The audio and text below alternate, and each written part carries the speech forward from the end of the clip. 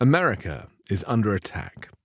Not from a foreign adversary, as you might expect, and America has plenty of enemies: Iran, Syria, Iraq, Libya. But no, America is under attack by homegrown terrorists. And if you thought, well, it's okay, because the FBI will be across it, or the Central Intelligence Agency will be coordinating with Nah. The attack is from within. Not just from within the borders of the nation, but from within the very seat of government itself. The American people are under attack from the White House and from the office of the president, who controls all branches of government and the Supreme Court. And out of 330 million Americans, 244 million were eligible to vote. But Trump only got 77 million votes. Do you see where this is heading? This man, who claims to be doing the work of the people, only won the presidency by a margin of 1.47 percentage points, and as we know, only 155 million people's votes were even counted. Voter turnout nationally in 2024 was just 63.9%. That's below the 66.6% voter turnout recorded in 2020. So if only 63% of voters voted, and Trump only got 49% of those, how is that a mandate to deconstruct the republic? It's not. But that was always the plan. I reread Project 2025 this week and checked off all the stuff they've already actioned and looked ahead to what they plan to do next. And despite Trump's denial about having anything to do with Project 2025, because he's not to be trusted, many of the authors of this mandate for leadership now hold senior positions in Trump's cabinet as close advisors and operators of the federal government, which was also the plan. Trump claimed he'd never even read Project 2025, but in the same sentence said there was some very good stuff in it. That's the level of intellect we're dealing with, folks. He can't even lie without contradicting himself, and not just about that, but pretty much about everything. Russell Vogt, the Christian nationalist, head of the Office of Management and Budget, wrote in his chapter of Project 2025, the president would be called on for aggressive use of the vast powers of the executive branch. At the heart of the executive branch, Vogt wrote, was the Office of Management and Budget. The OMB cannot perform its role on behalf of the president effectively if it is not intimately involved in all aspects of the White House policy process or lacks knowledge of what the agencies are doing, he wrote. We want the bureaucrats to be traumatically affected, he said in a video. When they wake up in the morning, we want them to not want to go to work, because they are increasingly viewed as the villains. We want their funding to be shut down. We want to put them in trauma. Vogt's words, delivered at an event hosted by his think tank, Center for Renewing America, was striking. They reflected a view long espoused by Vogt that the government should be brought to heel by a sweepingly powerful executive branch.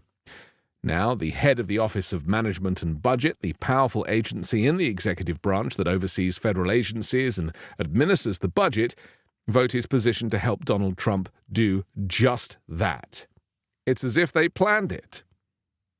Center for Renewing America's work dovetails neatly with the ideology of other extreme figures in the Trump administration, such as Pete Hegseth, who has written that he believes factional political violence in the U.S. is inevitable and describes U.S. politics as a struggle of good versus evil.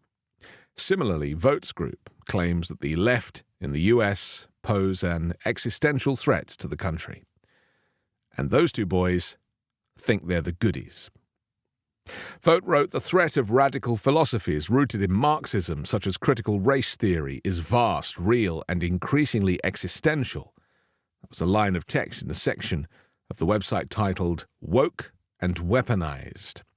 Vogt has also openly embraced Christian nationalism, the political movement that seeks to infuse Christianity into public life and government. And let's just think about what that means. Gone is the separation of church and state. These people hate Muslims. They have banned Muslims again. And let's be honest, anybody who doesn't look like them and worships their God is also an enemy. Contrary to the views of most Americans, they are anti-abortion, anti-same-sex marriage, anti-mixed marriage, and anti-education.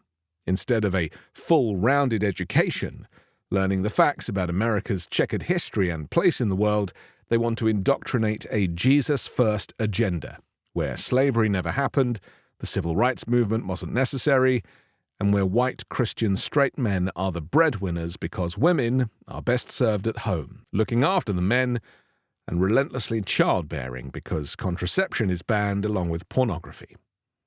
This isn't a fantasy of theirs. It's Trump's policy.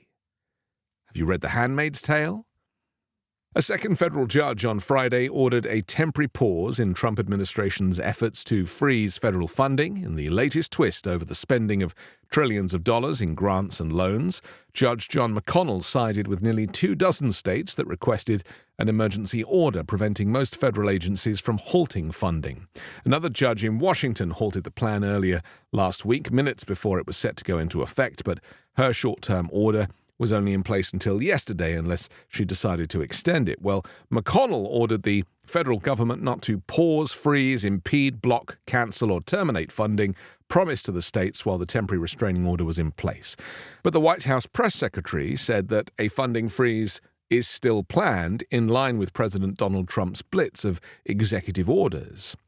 The Republican president wants to increase fossil fuel production, remove protections for transgender people, and end diversity, equity, and inclusion efforts. The memo, which was issued earlier last week by the OMB, had frightened states and schools and organizations that rely on trillions of dollars from Washington. Administration officials said the pause was necessary to review whether spending aligned with Trump's executive orders on issues like climate change and diversity and equity and inclusion. But 2 days later, they sent out a 2-sentence notice rescinding the original memo. A day later, Trump administration officials said programs that provide direct assistance to Americans, including Medicare, Social Security, student loans, and food stamps, would not be affected.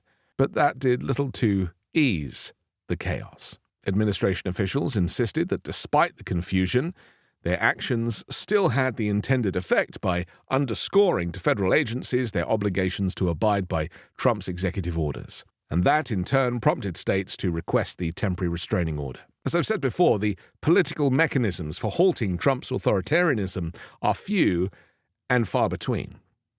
But judges are coming through. A Rhode Island federal judge ruled that the White House violated a previous court order blocking a funding freeze. He ordered the Trump administration to restore federal program payments, warning that further non-compliance could be a crime.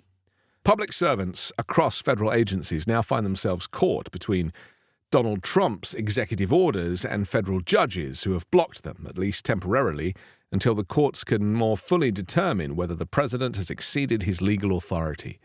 They face firing by the Trump administration if they defy him, and potential legal sanctions if they don't.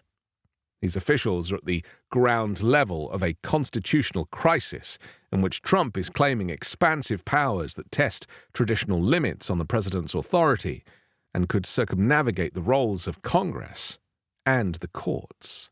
As of now, the First U.S. Circuit Court of Appeals denied a request from Donald Trump's administration to block a lower court order halting Trump's federal funding freeze while litigation is ongoing. I'm Anthony Davis. You can find me on the 5 Minute News YouTube channel and podcast, on Wednesdays co-hosting Uncovered, and on Sunday on The Weekend Show with Midas Touch.